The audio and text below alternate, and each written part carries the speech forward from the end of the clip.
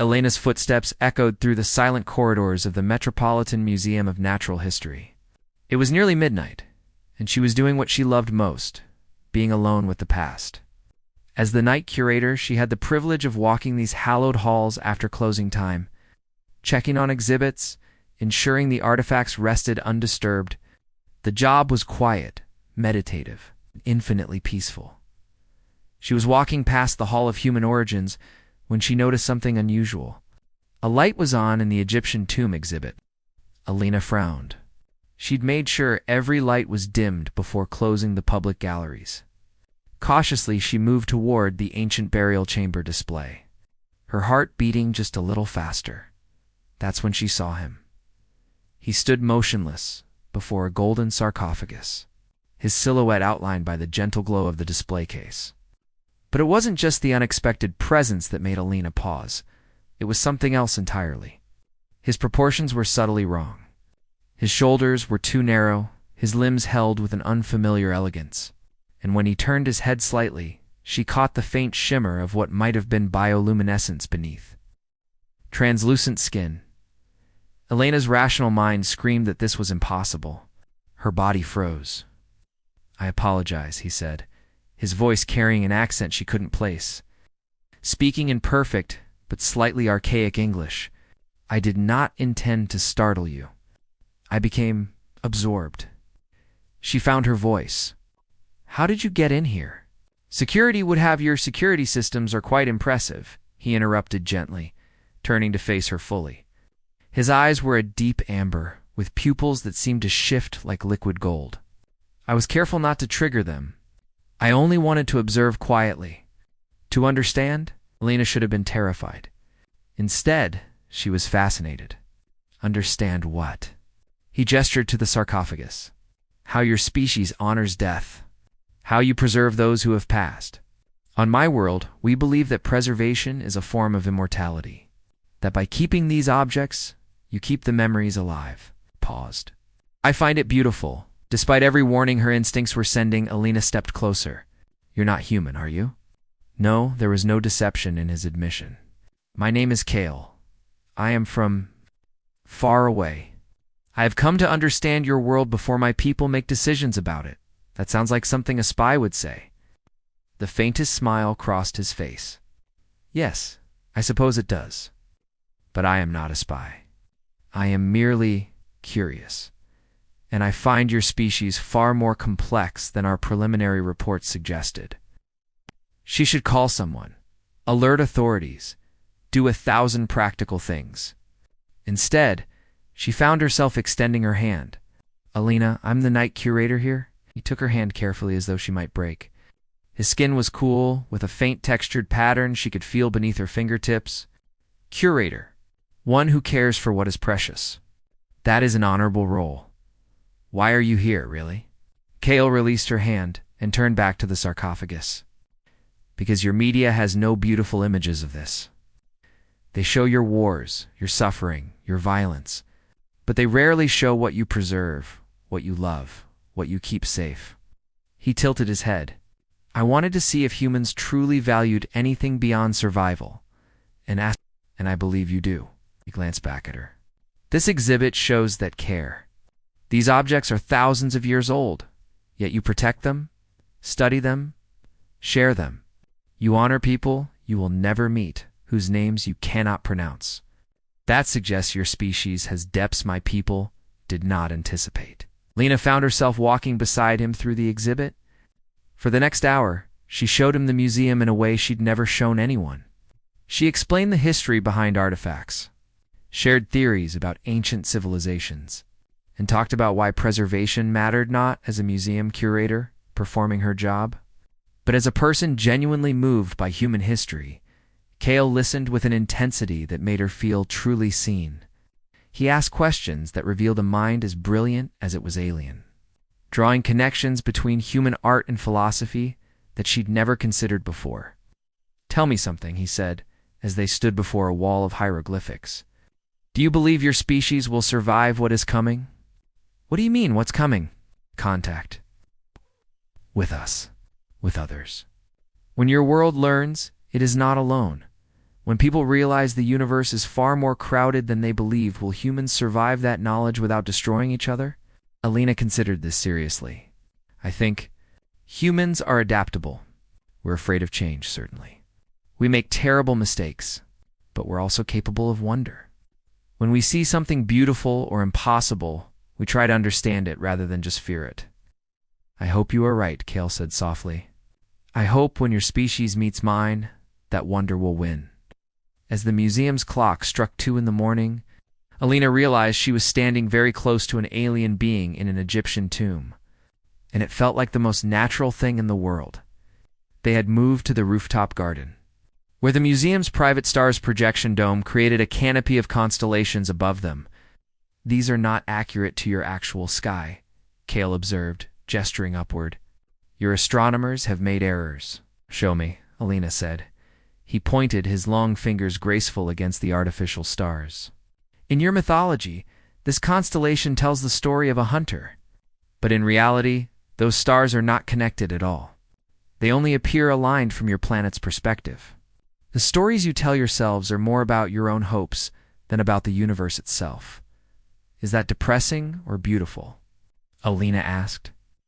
Both, Kale said, turning to face her. You create meaning where there is only chaos. You draw pictures in the darkness and tell stories about them. For my people, the universe is a mathematical certainty. For humans, it is a canvas for dreams. I find that extraordinary. They stood in silence for a moment, the artificial stars casting soft light across their faces. Will I see you again? Alina asked.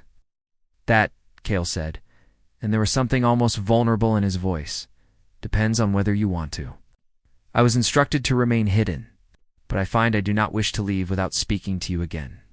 Is that acceptable? Alina smiled. It's more than acceptable. Yes, I want to see you again. Kale's amber eyes brightened with something that looked remarkably like joy. Then I will return tomorrow night. Every night, if you permit it. Every night, Alina confirmed. As he turned to leave, Alina called out, Kale, I'm glad you came to the museum, to see the beautiful things instead of the destructive ones. He paused in the doorway, silhouetted against the dark hallway beyond. So am I, Alina. So am I.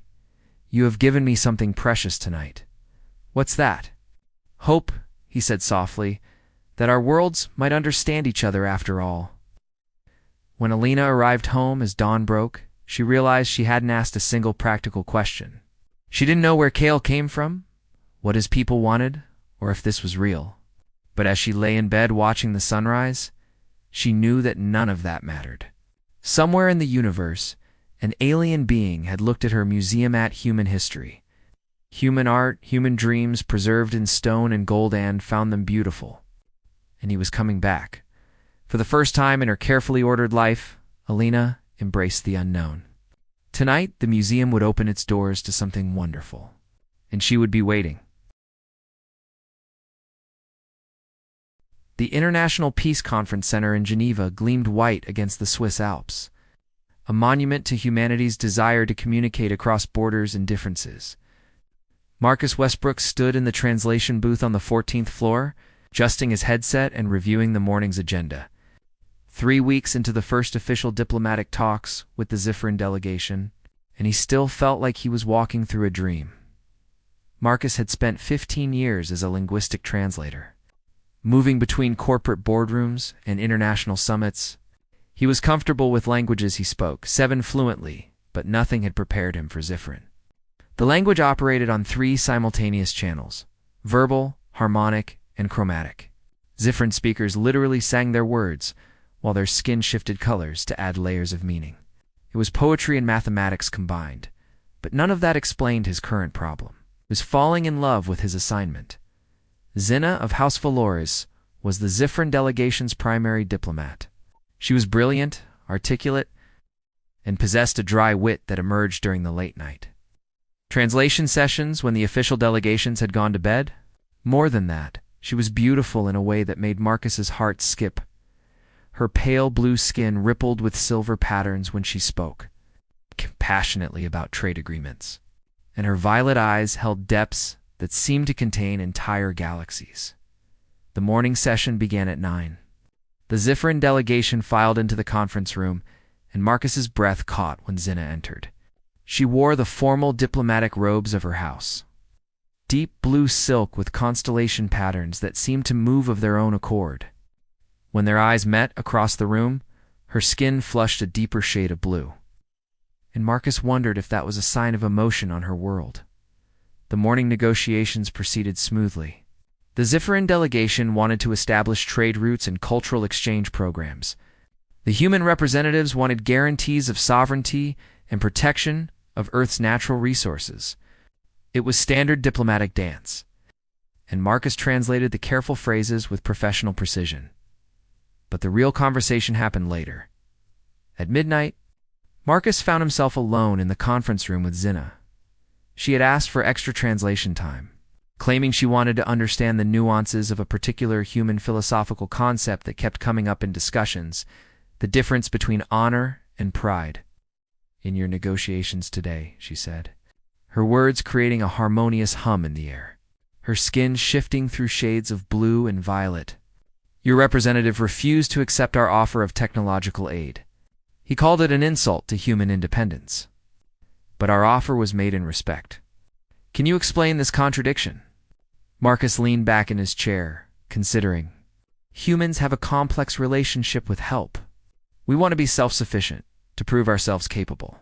If we accept aid to isolate, we feel like we've admitted weakness. And is that not the very definition of pride-consuming honor? Zinna moved closer, her movements fluid and graceful. True honor would be accepting help with grace. Understanding that accepting aid does not diminish strength, but rather acknowledges mutual benefit. "You're right," Marcus said. "But we're also a young species still learning how to relate to others as equals. Pride and insecurity go hand in hand with us." Zinna tilted her head, a gesture Marcus had learned meant curiosity. "You defend your species' flaws, rather than denying them. This is unusual for a diplomat." "Maybe I'm not a very good diplomat," Marcus admitted. "Or perhaps you are an excellent one," Zinna said, "because you understand that honesty is more valuable than pretense." She sat across from him, and Marcus noticed her skin had taken on a soft, warm glow of pale gold that made her look almost luminescent.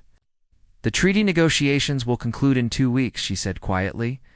"After that, my delegation returns to Zyphara." Marcus's chest tightened. "I know. I have been studying your species' concept of love," Zinna continued, her harmonic voice creating a melody that seemed to resonate in Marcus's very bones. "It is fascinating. You bind yourself emotionally to other individuals, create partnerships, reproduce based on emotional connection rather than genetic optimization. It seems inefficient." "It's not about efficiency," Marcus said, his voice barely above a whisper. "It's about finding someone who makes you want to be better, someone you trust with your heart." Zinna's skin shifted to a deep purple, almost violet. "I believe I understand this now. Because for the past 3 weeks, I have been experiencing something that makes me inefficient. I find myself thinking about you when I should be concentrating on trade agreements. I find myself translating our conversations in my mind long after they have ended. I find myself hoping that you will request another late-night translation session." Marcus stood, hardly daring to breathe.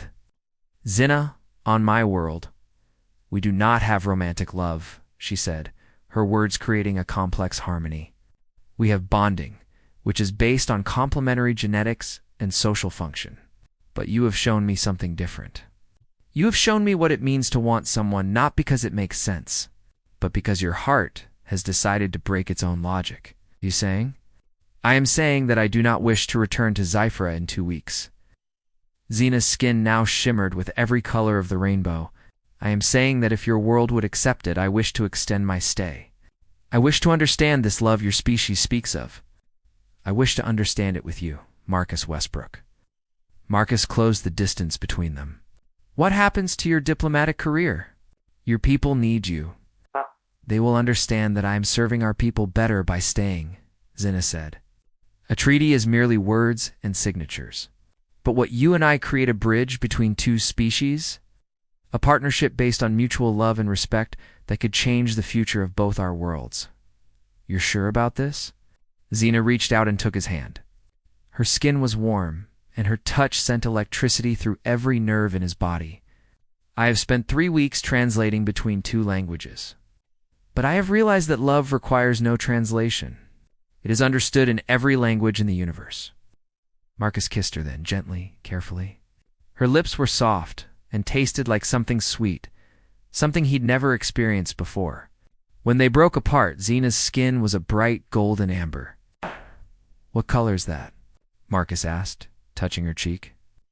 "Joy," Xena said simply.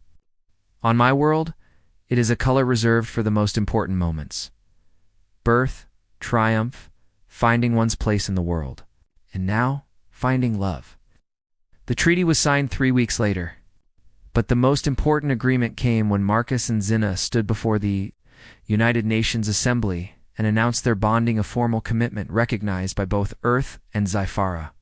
Their love became the foundation of something greater, a promise that humans and Ziphrans could not just coexist, but could genuinely care for one another as they stood together under the lights of the General Assembly.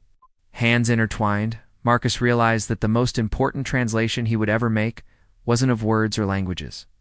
It was translating the universal language of the heart, which spoke louder than any diplomatic accord ever could. Xena's skin glowed golden, and Marcus smiled. The future, it seemed, was going to be very interesting.